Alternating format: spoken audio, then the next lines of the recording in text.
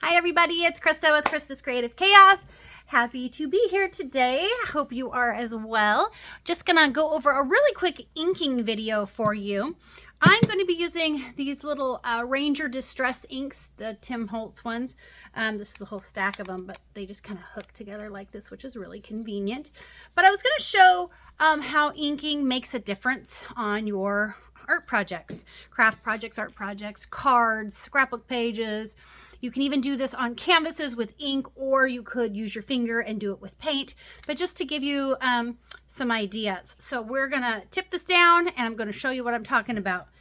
So let's see here. So I've got these cards that I've painted a background on, and you can kind of see the brown coming through the paint. I wanted that kind of for a patina type effect. But I wanted to show you, if I were to put, say, this on here for an artist trading card. I could do that for an artist trading card, right? But it's lacking something. It needs something. So I wanted to show you how we are going to bump this up to give it a little oomph. The other thing I was going to show you is, for instance, I could take this, right? Some fodder that I made to make another card. But again, it's missing something. So what we want to do, and I wanted to show you. So this face here has a black outline in it, right? So what comes to mind for me, I've had 14 years of teaching stamping and scrapbooking experience in a professional level, and then outside of that, obviously my own hobbies and things. This is a black on here that I think I want to bring out. Okay, there's some gold on here too, so I could do it with gold, but black is what color I think is going to work for this one. And then like on this one, I have brown accents inside of this piece. So I think a brown border is going to work better on that one. Then I've got, say, this one here. And you have to ask yourself what color accent you think might be nice with that, if I wanted to make one with that. So let me show you first of all how we ink. We take the lid off, and it's a four-sided cube. So you can do it with the corner of the cube, or you can do it with the straight edge. If you do it with the straight edge, you can just go like this and rub the straight edge, which then if I put this down here so you can see, it just gives it a very, very subtle dark edge. Or you can tip it with the straight edge, and you can get an edge like this. Or you can take the corner and you could do the corner of it and you can edge it a little bit differently. You're going to get a little more ink. It's going to be a little less controlled.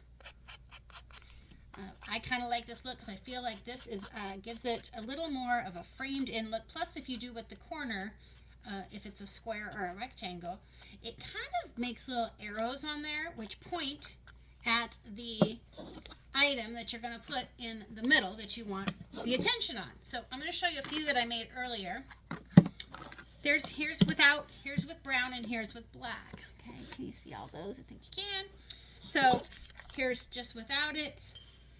Then here is with the black, because it has a black accent.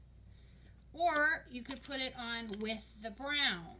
For this particular one, because she's kind of grunged out, the stamp is, I feel like either one of these works with, you could do brown or black. We'll just use a different image here to show you. Or the black one. But it definitely frames it. Do you see how it gives it something that it was missing before? I almost feel like the black is too much for this because this is a black, but it's got paint over it, so it's not a bold black. But let me show you a couple things here. So if I remove these, I could put this here. It's lacking. Put it on with the brown. It kind of pops. Put it on with the black is almost too severe for that because it didn't have any black in it. So we'll leave that one there. But if I were to take, say, this, it overpowers the green background.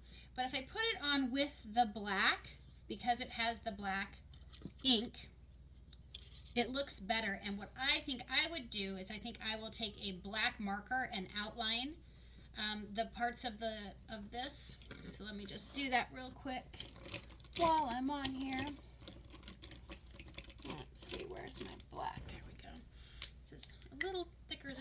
planning on using, where's my thinner one? Oh, there it is. So if I go like this, it's just going to darken the black lines a little bit. This is a stamp, but now I'm going over it with a Sharpie fine liner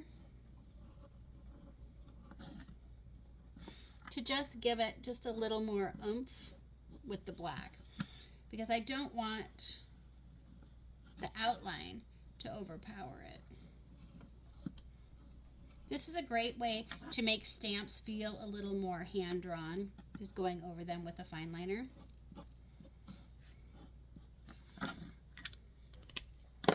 And then, let me stick that on there, and it goes much better. Whereas if it had been on this plain one, it just kind of overpowers it. So there you go with that one. And then this last one, it's got greens in it and oranges and browns in it. And I just wanted to show, it doesn't really work. I mean, it kind of works with this one. But I feel like this one, just to give you a little test here, which one do you think it looks best with? I feel like it looks best with the brown because it's got browns in it and yellows in it. But I also feel like the black kind of works too. But I do feel it's a little overpowering. So the black is where I would stick that one. This is where I would put this one, and this is where I would put this one. And if it, let's see, if I was doing this as a final project, I want to put some of that bluey green in there. So let's see. So I would take this ink pad that's supposed to be this color.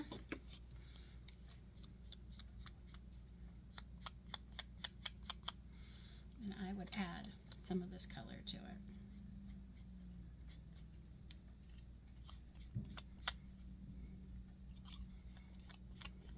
Just makes it a simple way to quickly change up your fodder to match where it is you want to put it. Then I wanted to show really quickly, these backgrounds were just some scrapbook paper that were cut into artist trading card size. And I took an ink that matched this super light green here, and I just inked the edges just a little bit to give it some definition and to kind of frame it in. And then on this one I used the really light lavender to do the same thing. That way it gives it an edge, so when you place other pieces on top of it, they will feel framed. I wouldn't probably put this on here, but it happens to be handy, so if I wanted to do something like that, or if I wanted to do something like that, again, not what I would normally put on there, but they just happen to be sitting here.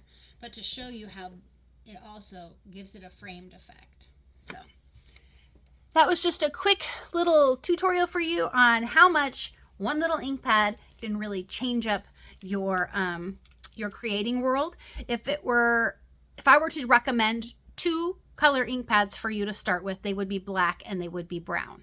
A black and a brown, especially if it's a distress pad, they just offer so many options.